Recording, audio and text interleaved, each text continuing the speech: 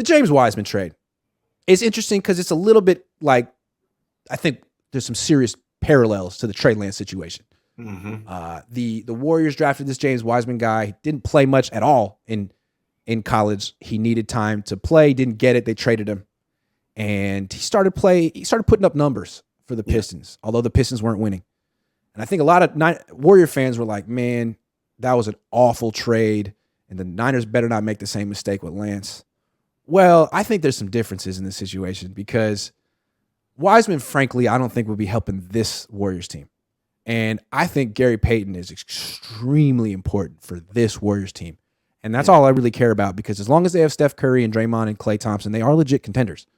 It's not like they're missing something. So that's a key role player for them. And Wiseman isn't. So I still think that was a good trade. Even if Wiseman ends up becoming a really good player, I think they need Gary Payton right now. Right now.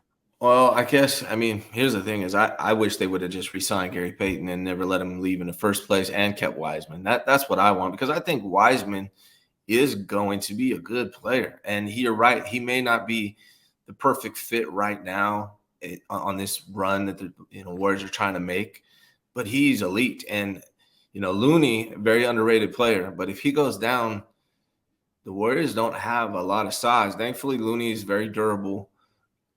And Draymond can cover these big guys a lot. But if you somehow lost Looney, they need a big guy.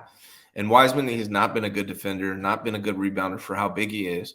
He's a really good offensive player. But I feel like Wiseman has such elite high-end talent that I would have loved to see the Warriors keep him. Even if you're not going to play him in the playoffs, they should have played him throughout the season. If they're going to play guys like freaking Lamb, and I know different positions, but if you're going to play guys like Lamb and all these other dudes, play Wiseman, let him get better. Let's see what you can get from him. But yeah, I would have loved them keep GP2 and Wiseman. They didn't have to do either. I think it was kind of stupid. You said a minute ago, like, he doesn't defend very well, he doesn't rebound very well. Yeah. I'm out on centers that lack those two skill sets. To me, in the NBA, I'm such a football guy. In the NBA today, I think the center position is basically a role player position, and you have to defend. You have to defend multiple positions, and you have to rebound. If you can't do those things, I think you're a losing player. I think you get played off the court in the playoffs. Like Karl Anthony Towns, hell of an offensive player, no defense. I don't think he's a winning player. Maybe Wiseman becomes Karl Anthony Towns one day, and maybe you could say it's a successful career, but the Warriors have a specific formula. Kevon Looney is their center. I remember when he was at UCLA, he was a small forward at UCLA. Draymond Green was a small forward at Michigan State. They keep converting these small forwards and turning them into centers. I think that's kind of where the league is going.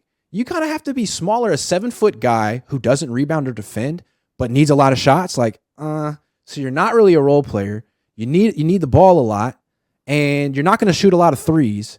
So your offensive game is twos. No, I'm out. Detroit, good luck with that. Yeah, I just think he's not a good match, being that you have Steph Curry and Klay Thompson.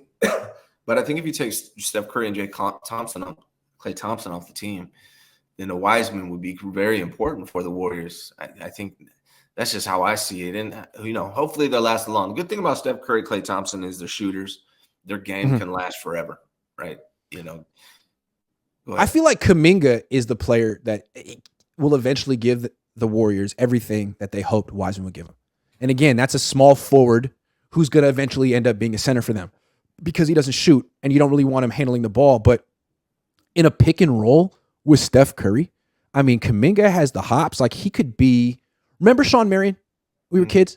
Yeah. He has that kind of a skill set. And I think in today's NBA, Sean Marion could play some center. So that's what I see Kuminga doing. He gives you that roller, because Steph's never had that in his whole career. Can you imagine? You were talking about Steph not being, that still pisses me off that you said that. But you said Steph not about his passing. What if he had Amari Stoudemire like Steve Nash did? He never had. They had Andrew Bogut and Kevon Looney and Draymond Green, guys who don't score. Kuminga could be that guy, and I think if he does, then it doesn't matter. I think Kuminga is going to be. If you put Kuminga on another team, he'd be a star next year or two. The only reason why he may not be a superstar is because he's on the Warriors behind Steph Curry and those guys. They're going to be the stars of that team. But Kuminga has a ton of talent. I don't know. I like Wiseman. He accepts his role too. He accepts he was a lottery pick, but he understands on this team, you're coming off the bench, you're going to get 15 minutes a game if you don't play that well. You got to rebound and defend and work from there. And he does it. Wiseman was like, man, that's not really my game. Like, well, dude, you can't play for this team then. Kuminga gets it. I like that about him. If Kuminga was on the Kings, he'd be a star, man. He gets shots too. Yeah. He gets shots too. But he's learning to play the right way in a championship team, which is a good thing. Yeah. Yeah. Hopefully they keep him a long time. I think he's phenomenal talent. Yeah. I think he's a good one. Michael says, I would love to see Curry against Larry Bird. I would love to see Larry Bird and Chris Mullin in today's NBA. Guys who were great shooters, but only shot like 3-4 threes a game because that was the league back then. Now, if you're a good shooter, even if you're a mediocre shooter, you're shooting 8 threes a game. Can you imagine Chris Mullin today? It would be. Yeah. He'd be, oh my God. Steph changed the game. Steph changed the game. For the better. Yeah. Well, for the better. Unless you're less isolation. In the NBA, maybe.